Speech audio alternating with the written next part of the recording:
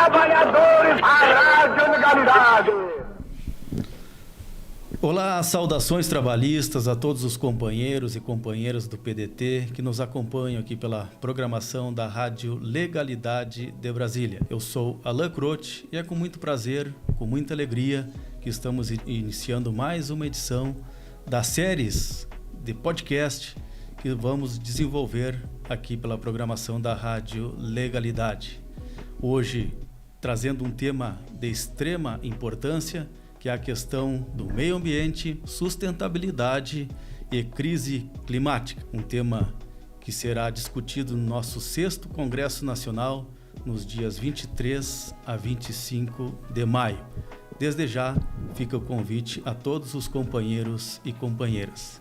Para tratarmos desse assunto, hoje contamos com a presença do nosso mestre, especialista na área, Dr. Nelton Friedrich.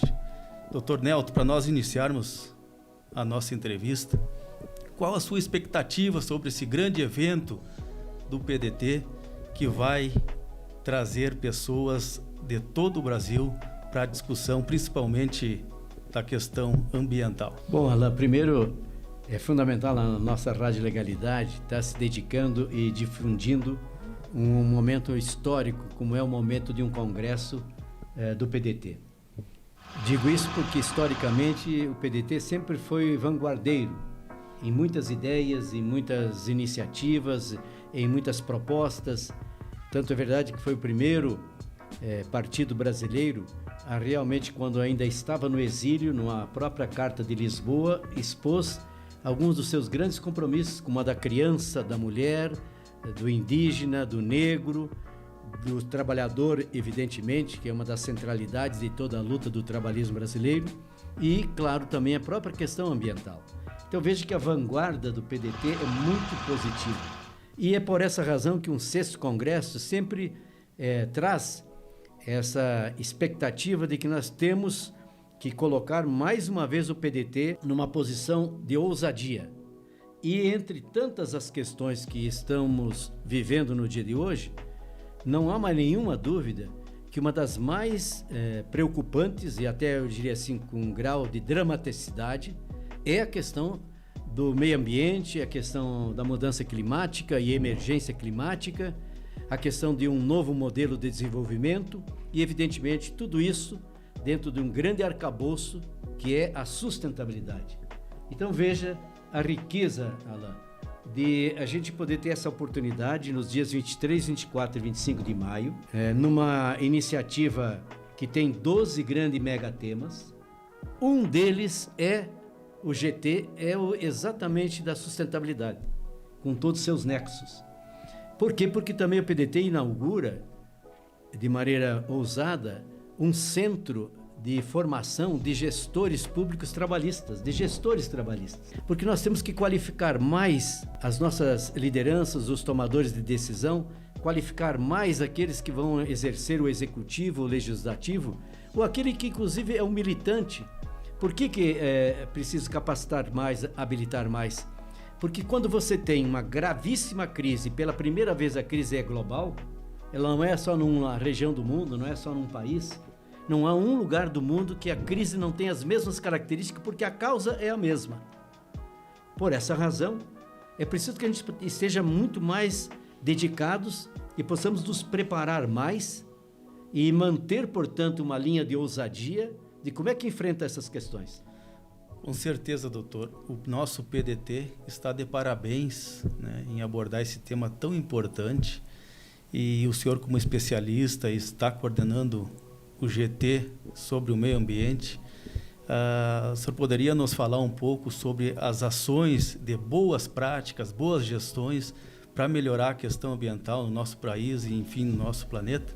Olha, eu tenho uma experiência muito, eu diria assim, intensa, porque fui secretário de Estado na área de meio ambiente, saneamento, controle de erosão, habitação, energia, tudo era uma secretaria só.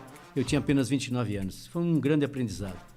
Depois eu passei pela Constituição de 88 como constituinte, o terceiro que mais apresentou propostas, e ajudamos a constituir a Frente Verde, que acabou elaborando praticamente o capítulo de meio ambiente da Constituição.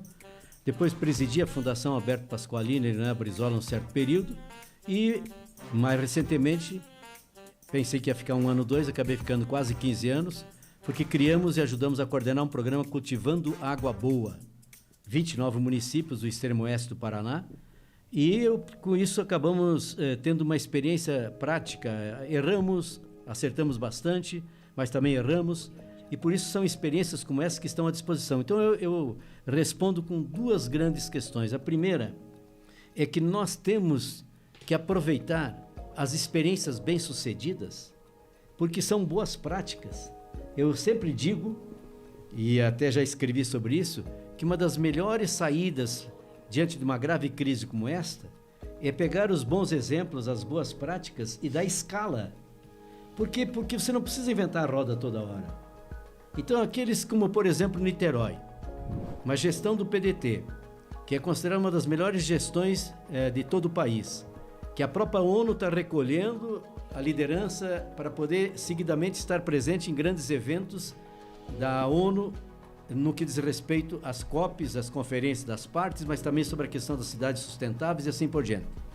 Como é que nós temos Sobral? Que o prefeito do PDT, enfim, o PDT esteve nos cargos do executivo tanto tempo.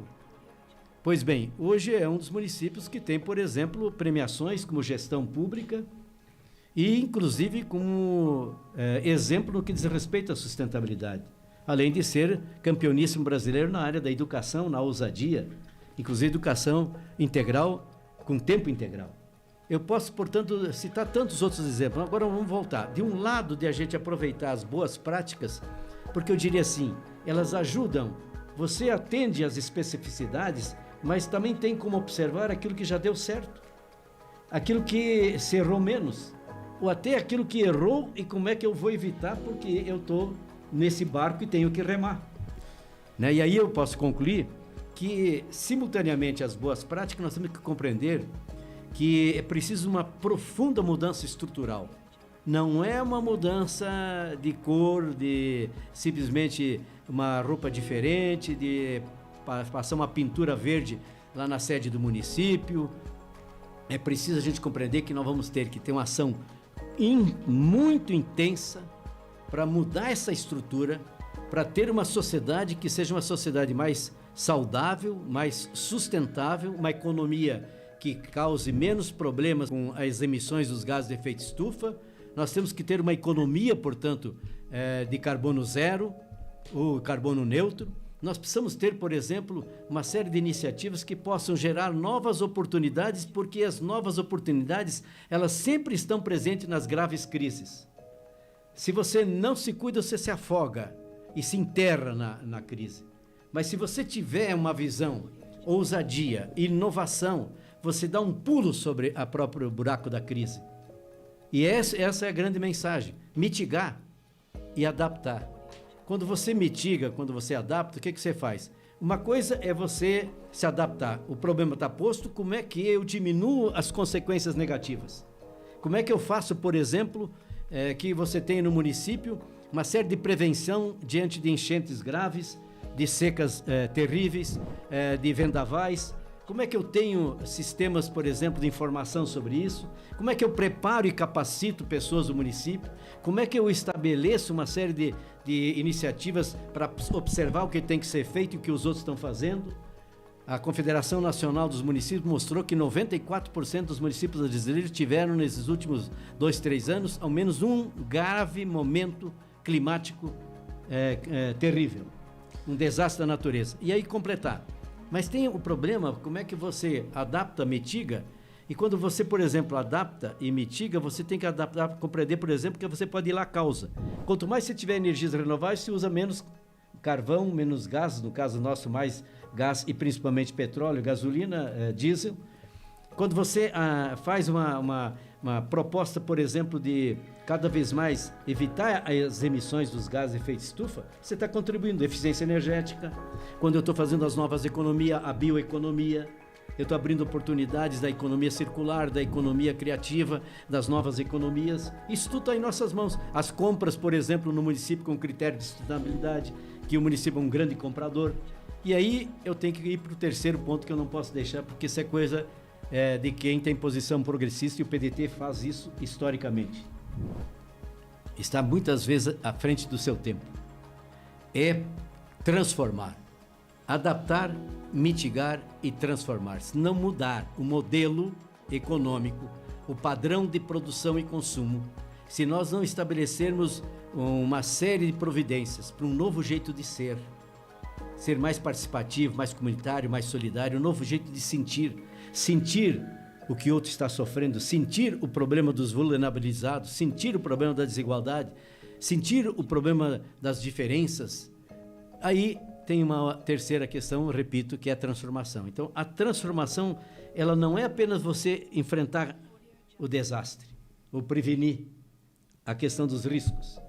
É não apenas você ir à causa, é tudo isso construir uma espécie de nova percepção, de uma inteligência até emocional, de um paradigma que é o paradigma da qualidade, que é o paradigma do cuidado, que é o paradigma da convivência. Convivência é mais importante hoje do que só a vivência, porque ninguém vive sozinho, isolado. Então, as consequências que nós temos hoje, elas têm que ser trabalhadas nas causas, mas ao mesmo tempo nós temos que construir um pensamento novo, o que significaria um outro paradigma. E esse outro paradigma, portanto, é um paradigma em que você tem que compreender que você tem que ser sócio e amigo e parceiro da natureza. Muito importante essas reflexões, Dr. Nelton, para conscientizar não somente a população brasileira, como principalmente os próximos gestores, os próximos prefeitos, vereadores, vice-prefeitos, que irão governar, né, as prefeituras, as câmaras municipal e, quem sabe, o governo, né, federal por um todo. Então, está aí um grande desafio do PDT. Esse dado da Confederação Nacional dos Municípios é alarmante, realmente. E, principalmente, a minha região sul foi uma das que mais foi atingida. No geral, foi mais de 4 milhões de prejuízo e isso, com certeza, o nosso Congresso Nacional vai abordar com muita consciência e tranquilidade e seriedade, no caso, porque realmente é uma questão de interesse público, né? E que saia desse nosso Congresso Nacional uma tese, né? Para que faça dessa tese boas ações governamentais para melhorar essa questão aí pertinente à nossa sociedade. Bom, eu agradeço muito essa oportunidade e quero, como você fez no início, fazer esse convite, é quase que uma convocação. Como é que nós vamos ter 3 dias para carregar as nossas baterias? Mas, de outro lado, também observar que nós, dando as mãos e caminhando juntos, em cima com um horizonte como este, não é caminhar rumo ao abismo, é alterar o nosso rumo. Nós temos que ter um outro norte. Esse Congresso tem esse objetivo. Nós vamos sair do Congresso e manter permanentemente uma série de iniciativas, de propostas e de atividades para a gente cada vez mais construir, por exemplo, o que seria um guia, o que seria esse norte, o que seria o como fazer, o que e como fazer. Portanto, isso significa a mão e a luva e a mão. Obrigado, Alain, e finalmente a Rádio Legalidade volta com essa riqueza. Tem uma história atrás de si e a esperança que está na nossa frente. A Rádio Legalidade que agradece, né, a sua participação. O senhor também é um integrante dessa emissora que com certeza vai fazer toda a diferença. Eu também convido você e lhe agradeço, né, por nos acompanhar até o fim desta entrevista, esta e mais outros podcasts que virão. Você pode nos acompanhar acessando legalidade.radio.br, que é o site da nossa Rádio Legalidade aqui de Brasília. Muito obrigado e até a próxima oportunidade, se Deus quiser.